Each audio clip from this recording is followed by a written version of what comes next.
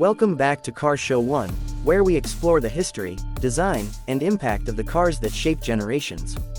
Today, we're taking you back to the mid-1980s, a time of boxy designs, analog driving, and honest engineering.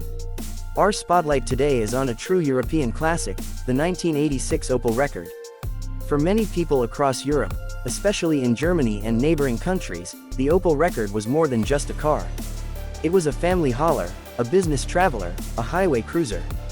And while it never screamed for attention, it earned respect for being practical, durable, and quietly elegant. The 1986 model was part of the E-Series, the final generation of the Rekord line, and it represents the end of an era. Let's start with the design. The 1986 Opel Rekord wasn't flashy. It didn't have wild curves or aggressive styling. Instead, it was clean, sharp, and practical, with a boxy silhouette that was totally in line with the design trends of the 1980s. Its rectangular headlights, wide front grille, and smooth side panels gave it a serious, grown-up look. It was the kind of car that said, "I mean business," without raising its voice. The Rekord was offered in multiple body styles, including sedan, station wagon caravan, and even a van variant. This made it a flexible choice for all kinds of users, from families to company fleets.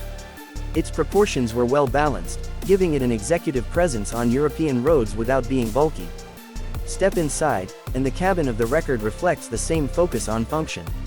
In 1986, the dashboard was simple but modern for its time, featuring analog gauges, large rotary switches, and a neat center console layout. Higher trims even offered touches like velour seats, wood effect trim, a digital clock, and a Blaupunkt stereo, a luxury in those days. The Rekord wasn't trying to compete with high-end luxury cars, but it delivered comfort and quality that made it feel more premium than many of its rivals. The seats were spacious and supportive, with room for 5 adults and a trunk large enough for cross-country travel. Under the hood, the 1986 Opel Rekord offered a range of engines, from simple and efficient 4 cylinders to more powerful 6-cylinder units. The most popular was the 1.8-liter 4-cylinder petrol engine, which produced around 90 horsepower.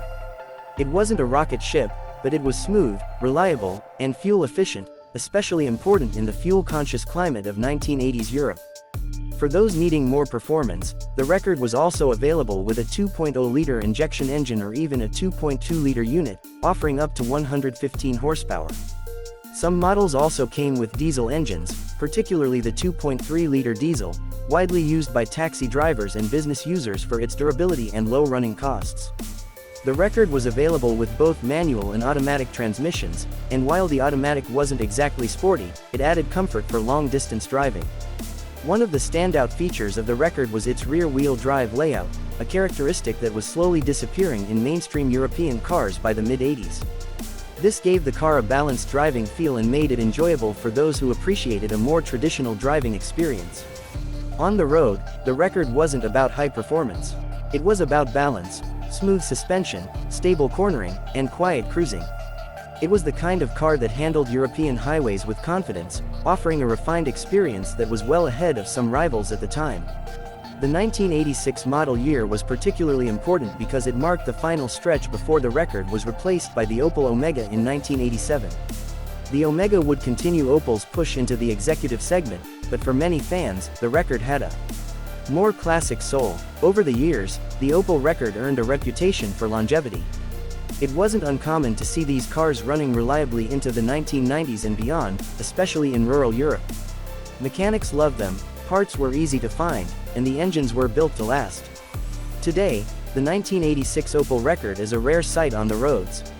But among collectors and enthusiasts, it's gaining appreciation as a classic European sedan from a time before electronics took over, when cars were built with simplicity, care, and mechanical honesty.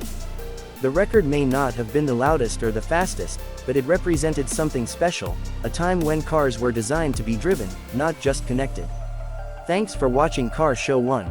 If you remember the Opel Rekord, or if you've ever owned one, share your stories in the comments. Don't forget to like, subscribe, and join us as we bring more forgotten legends back into the spotlight, one car at a time.